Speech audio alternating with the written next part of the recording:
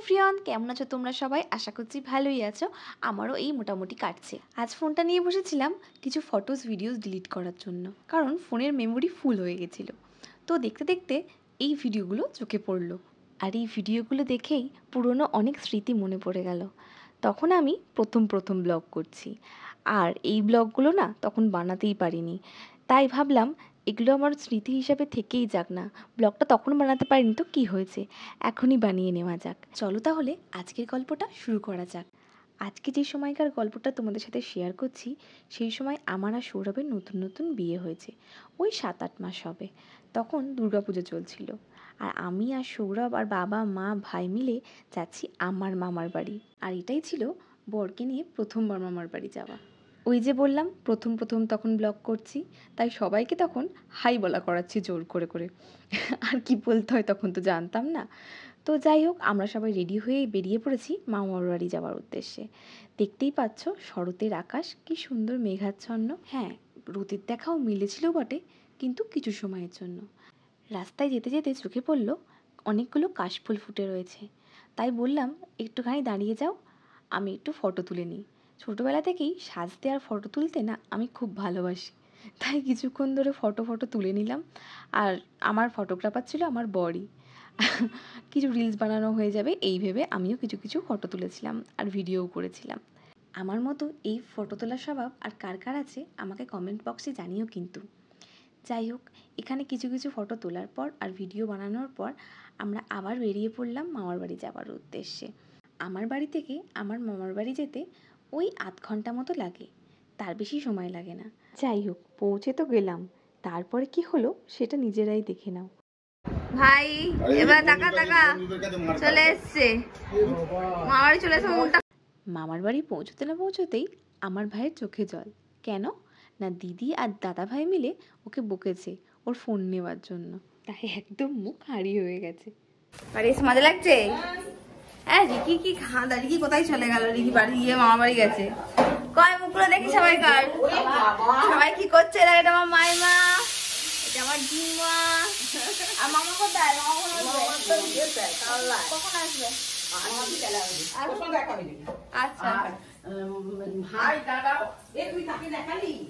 কাকে দেখালাম মানে? এটা ভিডিও, তোমার ব্লগ গুলো দেখো না মাইমা? তাহলে ওইখানে দেখতে হবে তোমাদেরকে। নিজের পুরনো ভিডিও দেখে নিজেরই হাসি পাচ্ছে। প্রথম ব্লগ বানালে বোধহয় সবাই এরকমই বলে, আর তাই ভাবলাম পুরোটা ভয়েস ওভার না দিয়ে কিছু অডিও ক্লিপসগুলোও রাখি। পুজো করে, ও দুর্গা পুজো করছে, বড় হয়ে গেল ছেলেটা। কি মুখটা দেখি? এই তো এতক্ষণ দাদুর মুখটা দেখতে পেয়েছি। হ্যাঁ, এখন তোকে পাওয়া যাচ্ছে না, পাওয়া গেছে, এবার পাওয়া হয়ে গেছে। কেমন আনন্দ হলো বলো? কতদিন ধরে আসবো ভাবছি, আসতে আর পাচ্ছি না। আর দাদু বলছে তুই আসবি তো? ঠিক আসবি তো? সত্যি করে বল। তারপরে একটু ভয় দেখাচ্ছে পাখিতে গিয়ে দুর্যোগ। ও সব দুর্যোগ কাটিয়েছে, বললাম না যাই হয়ে যায় না কেন আসবো আজকে। আমাদের বিয়ের অ্যালবামটা তখন জাস্ট হাতে পেয়েছি, তাই ভাবলাম এবারে সঙ্গে করে নিয়ে যাই, দিমা দাদু দেখে আনন্দই হবে। তো এখন দেখো দুজনে মিলে কিরম বসে আমাদের বিয়ের ফটোগুলো দেখছে। এবারে দুপুরবেলায় খেতে বসার পালা। এই দেখো ওখানে ভাই বসে বদমাশি করছে, এটা খাবো না ওটা খাবো না। ও বলছে যে ওর পেটটা এতটা ছোট, ও এতটা খাবার খাবে কি করে, তাই জন্য ওকে ভাতটা কমিয়ে দিতে হবে। চলো এবার আসল মেনুতে আসা যাক। সেদিনের মেনুতে ছিল ভাত, ডাল, শুক্তো, আর ছিল ছ্যাঁচড়া মতো একটা, আর ছিল কপি আলুর তরকারি, মাছের ঝাল, আর ছিল চিকেন কষা। ও, আমার দিনমার স্পেশাল আচারও ছিল। তো সারাদিন কাটানোর পর এখন আবার চলে যাওয়ার টাইম হয়ে গেছে, আর এখন মা আমাকে শাড়ি পরিয়ে দিচ্ছে এখন দিমা। আমরা যেদিনকে গেছিলাম সেদিনকে দুর্গাপুজোর দশমী ছিল। তো মামা যেখানে পুজো করতে গেছিল সেখানে পুজো শেষ করে চলেও এসেছে। মামা ব্লগ দেখছো তো? হ্যাঁ, মাঝে মাঝে তোমায় আমায় মিলে দেখি তো। হ্যাঁ, তোমরা ঠিকই শুনেছো, আমার ব্লগ চ্যানেলের আগে নাম ছিল তোমায় আমায় মিলে, কিন্তু সেটা পরে আমি চেঞ্জ করে রাখি রিয়েল ইন রিল। যারা আমাকে প্রথম থেকে ফলো করো তারা নিশ্চয়ই এটা জানো। সবশেষে আবার বাড়ি ফেরার পালা। ওই দেখো সবাই মিলে এখন আমাদেরকে গাড়িতে তুলতে এসছে।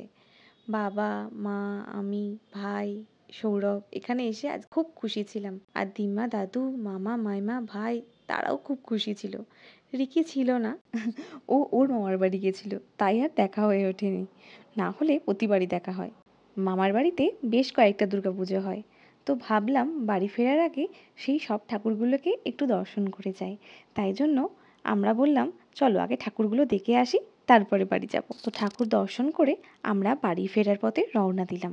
ছোটবেলা থেকে অনেক স্মৃতি মামার বাড়ির সাথে জড়িয়ে রয়েছে। বিকেলবেলায় না আমার দাদু প্রতিদিন হাঁটতে বেরোয়। এই যে জায়গাটা দেখছো, ছোটবেলায় দাদুর সাথে আমি আর আমার মামার ছেলে হেঁটে হেঁটে আসতাম ইভিনিং ওয়াক করতে। বাড়ি ফেরার পথে যেতে যেতে এই কথাগুলোই মনে পড়ছিল। বেশ সুন্দর ছিল সেই সময়গুলো। আমি আর আমার মামার ছেলে প্রচুর বদমাশি করতাম, আর আমার মামার মেয়ে তখন খুব ছোট, আর ভাই তো তখন হয়নি। সেই সব গল্প না হয় আর একদিন শোনাবো। তো আমরা কিছুক্ষণ পর বাড়ি চলে এসেছি, আর আমার ভাই তখন আরেকটু ছোট ছিল।